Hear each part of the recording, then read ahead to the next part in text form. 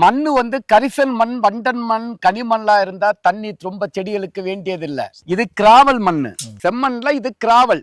அடுத்து கீழே பார்த்தேன்னு சுக்கான் வெள்ளை மண் வந்துடும். இப்படிப்பட்ட மண்ணுல செடிகள் நல்லா வளரும். இங்க 3 மாதம் தென்னை மரத்துக்கு தண்ணி கொடுக்காட்டு ஒரு தென்னை மரத்தையும் உயிரோட பார்க்க முடியாது.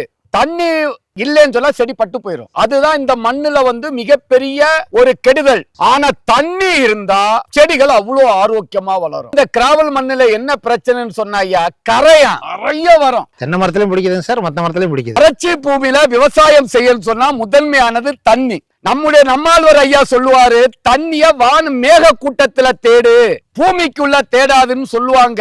ஆனா பசுமை பூமி என்ன சொல்லுதுன்னு சொன்னா, நம்ம மேக கூட்டத்தை வளப்படுத்தணும்னு சொன்னா மரப்பயிர்களை வைக்கலாம். அந்த மரப்பயிர்கள் இருந்தாலும் சில நேரங்கள்ல தாகத்துக்கு தண்ணி தேவைப்பட்டா கொஞ்சம் தண்ணி எடுக்கிறதுல தப்பு இல்லை.